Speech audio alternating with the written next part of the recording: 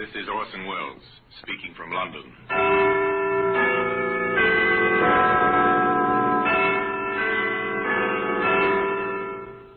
Here in the grim stone structure on the Thames, which houses Scotland Yard, is a warehouse of souvenirs, where everyday objects, a candlestick, a china doll, a broom, all are touched by murder.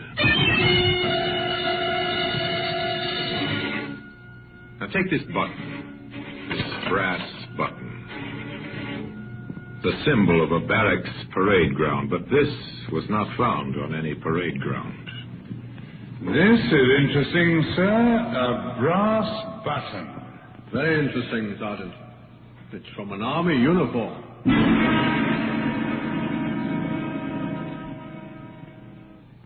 Today, that button can be seen in the Black Museum.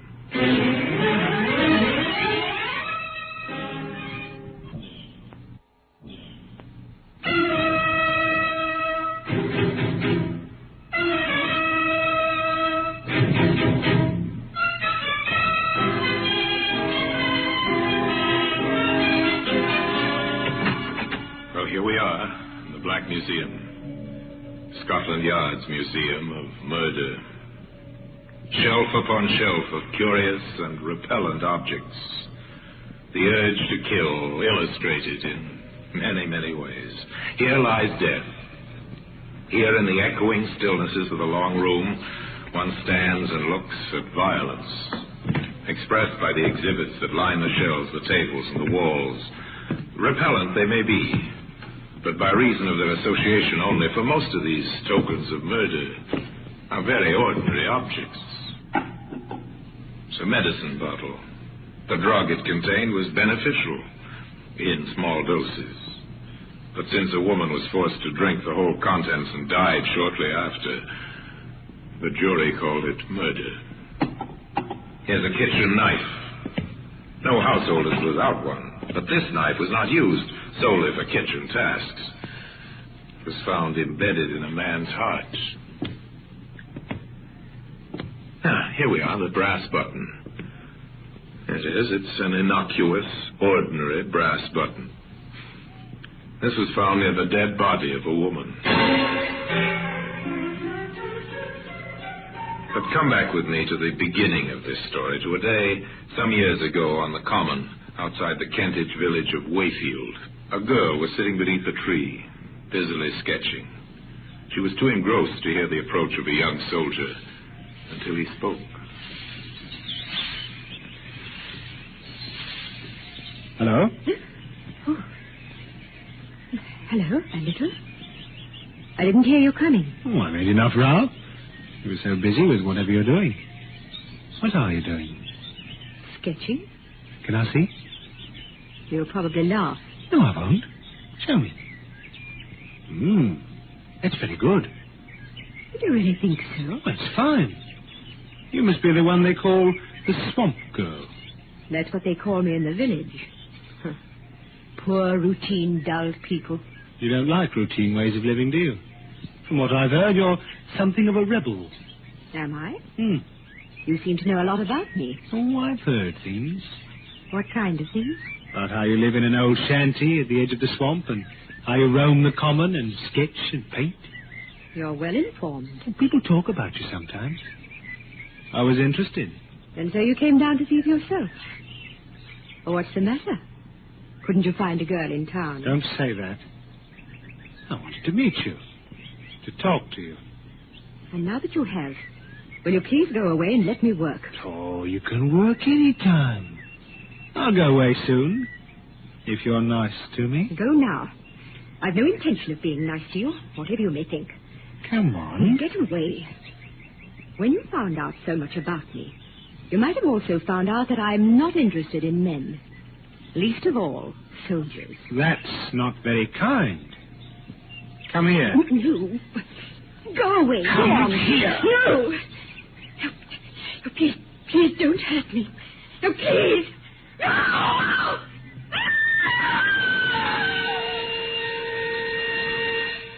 A woman screamed and cried for help on the Wayfield Common. but there was no one within a mile to hear her screams. 2 days later, in the post office at Wayfield, a letter was returned by the postmistress. Mrs. Riley? Yes, Jimmy? That registered letter you sent me out with, there was nobody about to sign for it.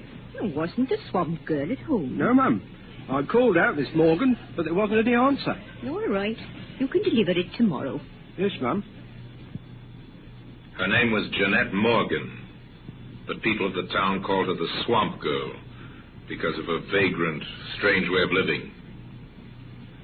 The next day, Jimmy, the postal messenger, rode out on his bike to deliver the registered letter, but once again the Swamp Girl was not at home. Then, on the way back, taking a shortcut, Jimmy found her. Miss Morgan! Jimmy saw only her legs at first protruding from a bush which had been meant to hide her. At first he thought she was asleep. But he didn't think so for long. She's dead. I've got to get the police.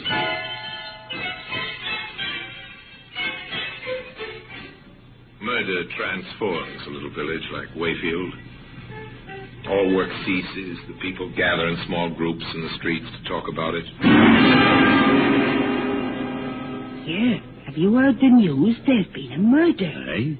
A murder? Yes, out on the common. Who? The swamp girl. They found her body. I was rather afraid that poor girl would come to grief sooner or later. Well, Vicar, you know how it is these days. No parental authority. Ah, more's the pity. Be that as it may, the man who did it must be found.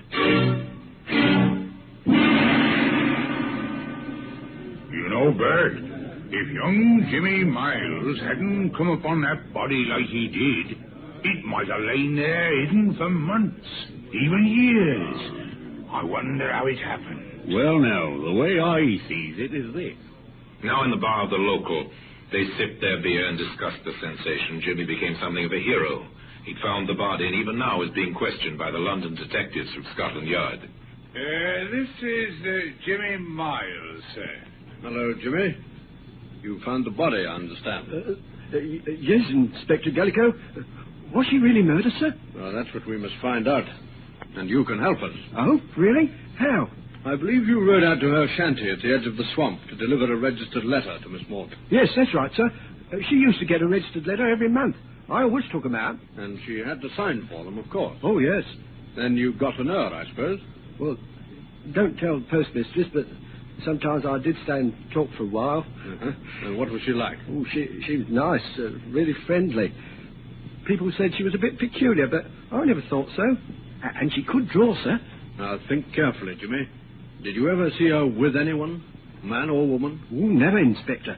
She had no friends around here. She once told me so. No friends, I see. Now, about this registered letter, was that the first time you had taken it out? Oh, no, sir. I went out the previous day, on Monday, but she wasn't there. Did you call out? Yes, and I went round the common to the places where she used to go and sketch. I knew most of them. And she wasn't anywhere about? No, nowhere at all. What time of the day was this? Well, I just left the post office just on 10. It's about half an hour's ride. Oh, you were out there by 10:30. All right, Jimmy. Thank you very much. Is that all, Inspector Gallico? Well, that's all for the moment. You've been very helpful. A lucky witness, young Jimmy Miles. A break for Inspector Gallico early in the case. For with the evidence of the police surgeon, certain facts could be established. What's your verdict on the post-mortem, Doctor? Well, the cause of death didn't give us any trouble, Inspector. She was strangled. What about the time of death? That's not so easy. I'd say she died 48 hours ago, at least. Wait a minute. That means before noon on Monday. It ties in, Doctor. Good. But at what time before noon, I would not care to predict. The contents of the stomach indicate she'd had breakfast. Then sometime between breakfast and noon, she met her death. And she was nowhere about 10:30 when the postal boy brought her letter. What about that letter, Sergeant? I have it here, sir. Who's it from? It's from Mrs. Morgan of Tunbridge Wells, her mother. Money, I suppose. £10, sir. And a plea to come home and live a normal life. Poor Mrs. Morgan. Her daughter couldn't even die a normal death. The pattern of the crime begins to make itself clear. The victim's identity is known. The approximate time and the cause of death is known. Now the hunt will begin for the killer. Here is a police message. The body of a woman named Jeanette Morgan has been discovered on Wayfield Common. Evidence suggests that she met her death by strangulation sometime before noon on October the 19th. Any person who was in the vicinity of Wayfield Common on that day, or can give any information, should communicate with the nearest police station in order to assist in the search for the murderer. And in this, the police will be aided by a brass button. That same brass button that today can be found in the Black Museum.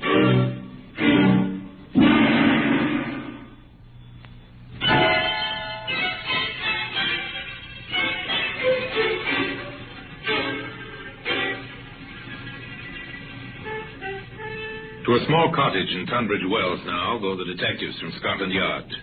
To a house with the blinds drawn, where a thin, bitter woman answers their questions in a strangely lifeless voice. Yes, I knew. I knew it was Jeanette when I saw the newspapers. Why didn't you get in touch with us, Mom? Oh, I knew you'd get in touch with me if you wanted me.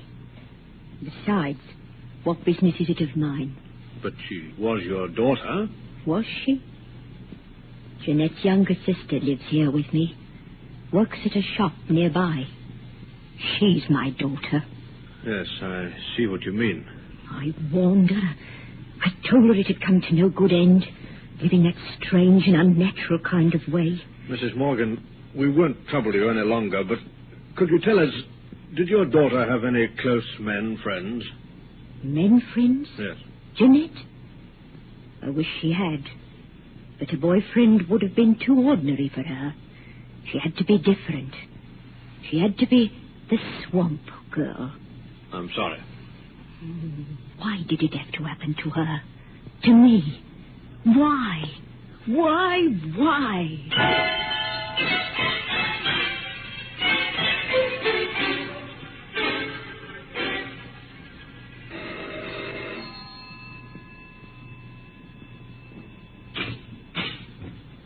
Good evening. Good evening, Vicar. I'm from the police.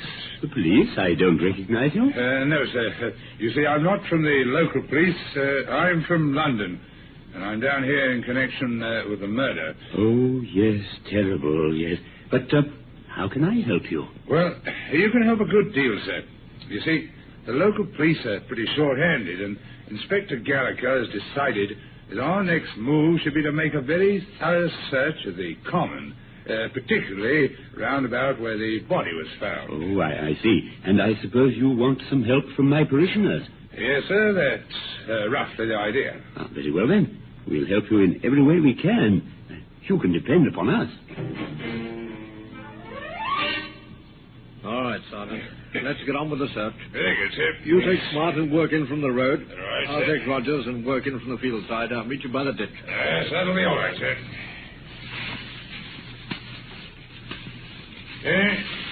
Here's a sketch, sir. It's a pencil drawing of that view across there, I'd say, sir. Yes, it is. Unfinished, too. She might have been working on it. What else have you got there? This is interesting, sir. It's a brass button. Very interesting, Sergeant. It's from an army uniform. Uh-huh. Where's the nearest camp to Wayfield? I believe there's one across the river, sir, about 2 miles away. Inspector Gallico left his sergeant in charge of searching the common and went to the army camp to enlist the help and cooperation of the commanding officer. Gentlemen to see you, sir, from Scotland Yard. Oh, ask him to come in, will you, Captain? Yes, sir. Will you come through, please? Thank you.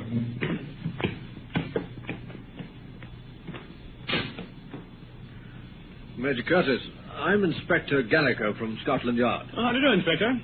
Sit down, won't you? Well, now, how can I help you, Inspector? I'm here to investigate the murder of Jeanette Morgan. Oh, the Swamp Girl mystery. Yes. Yes, tragic business. Major, not far from where the body was left, we found this. An army button. That's why I'm here. I see. Well, I'd be glad to assist in any way I can, but permit me to hope that it wasn't any one of my men. How many men are there in camp here, Major? Well, at the present time, our unit's strength is 120. We're an engineer section, as you may know. 120 men, huh? Mm-hmm. I wonder if any of them has a button missing from his tunic. Well, if you wish, I'll order an immediate inspection. Not yet, sir. You can assist me in another way first. Oh? How, Inspector? Well, I want a list of all those absent from camp on Monday morning. Oh, that should be easy. There's no leave on any week morning. If anyone was away from camp, it must have been for a special reason. Anyone at all, between the hours of 7 in the morning and 1 o'clock.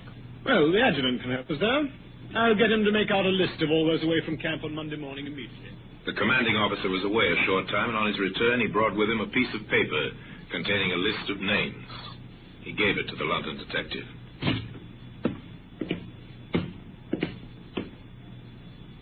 Yes, there you are, Inspector. 5 men were away from camp during the time you asked about. Sergeant Willis, A Company. Yes, he's our caterer at the present time. We're understaffed, of course. Sergeant Willis and Private Fields were in town with a provision truck. They were together? Yes, we could always check that with one or the other. I don't think I'm very interested in those two. Oh? What about Private Liston, B Company? Oh, he's the unit driver. I sent him into town shortly before noon. On a private errand.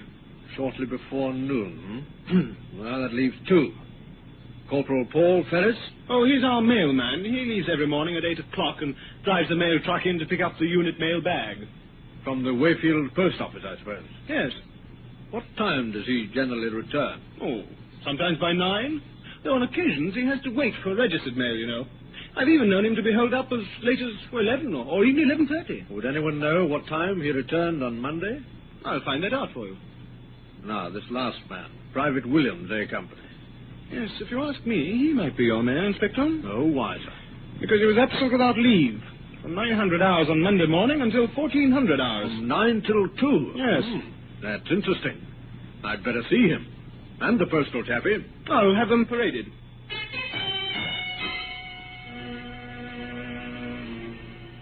Corporal Ferris, Private Williams, this is Inspector Gallico from Scotland Yard. He has some questions to ask you both. Thank you, sir. Corporal Ferris, we'll take you first. Yes, Inspector. What time did you leave camp last Monday morning on your mail run? At 800 hours, sir. And what time did you return? Well, if I remember correctly, the mail was brought round rather late that morning, Corporal. Yes, sir. I was just about to explain to the Inspector. I had to wait for several registered letters. What time did you actually return? Shortly before 1100 hours, sir. Thank you, Corporal. Now, Private Williams. You were absent without leave throughout Monday morning. Yes, sir. Are you able to give a satisfactory account of your whereabouts? I'd prefer not to, sir. Private Williams has consistently refused any explanation of his conduct, Inspector. Oh, that's rather unwise, Williams. If you have an alibi, you'll need it. This is an investigation into murder. Murder? I didn't do no murder. I was with me girl in Wakefield. Ah. What's her name? Hey, Susie Walker, 9 High Street. You asked her if I wasn't there. Oh, I didn't want to get her into any trouble, you understand, that's all. But murder? Oh, I don't know nothing about the girl who was killed. Honest, I don't. Well, we'll check your statement, Williams. I've finished with them now, sir. Corporal Ferris, Private Williams, dismissed. Inspector Gallico drove into Wayfield to number 9 High Street. Oh, no. Susie wasn't out with him that day. I remember it distinctly. She went over to see her girlfriend at Kendry. Well, you can ask her yourself.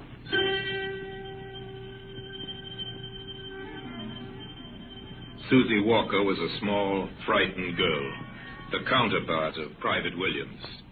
Oh, Inspector, I hope he hasn't done anything wrong up at the camp in not telling them where he was. Oh, that'd be terrible. He wouldn't tell a lie, I know that. I'm sure of it. You see, I had a quarrel, and he wanted to see me. I didn't dare let Mother know, so I made up a story about it. She confirmed his alibi, and Gallico went next to the post office to interview Mrs. Riley. Just one inquiry I'd like to make, Mrs. Riley.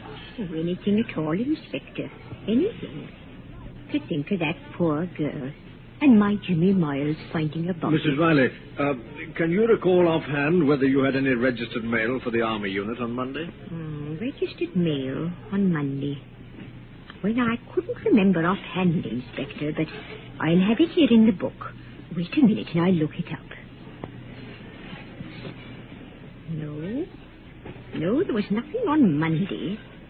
There hasn't been a registered letter for the army since last week. Then the postal corporal wouldn't have been delayed on Monday morning. Oh, not him.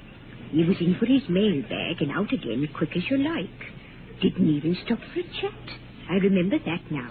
What time would he have left here, Mrs. Riley? Can you give me any idea? I can give it to you right on the dot. It's come back to me quite plainly. We open at 8:30. Corporal Ferris was here waiting when I arrived to open up. 8:30. And he didn't stay? No, not more than a few minutes.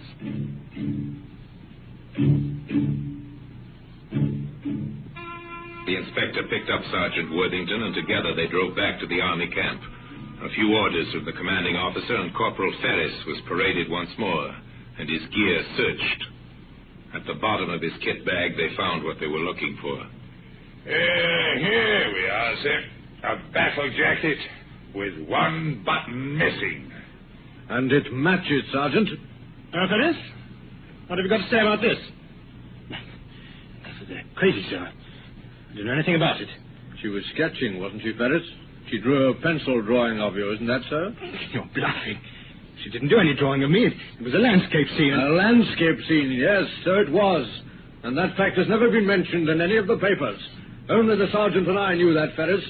And the killer. Paul Ferris was taken into custody and charged with the murder of Jeanette Morgan, the swamp girl.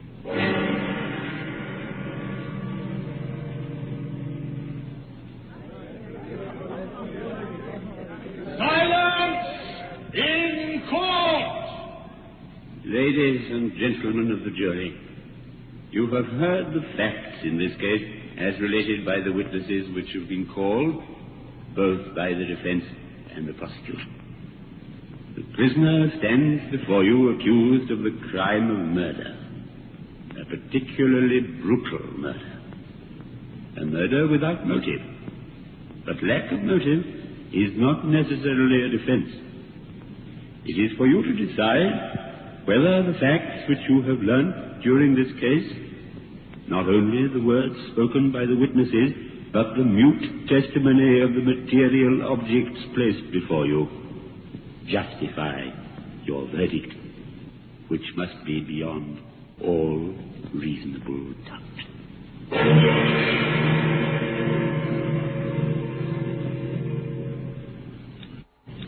The brass button and a slip of the tongue led to his downfall. Today, that brass button occupies a place of honor in the Black Museum. The picture was completed when the tracks of a vehicle were found some 50 yards away from the scene of the crime. The tracks were identified as those of the mail truck, of which the driver had been Corporal Paul Ferris. The defense did their utmost to prove insanity, but the jury were in little doubt that the man was sane, and that his advances repulsed, he'd strangled the swamp girl to death. They took 17 minutes to find him guilty, and the brass button which had led to his arrest was Exhibit A on the courtroom table, from where at the end of the trial and the pronouncement of the inevitable death sentence, it was taken to its present resting place in the Black Museum. And now until we meet next time in the same place and I tell you another story about the Black Museum, I remain as always obediently yours.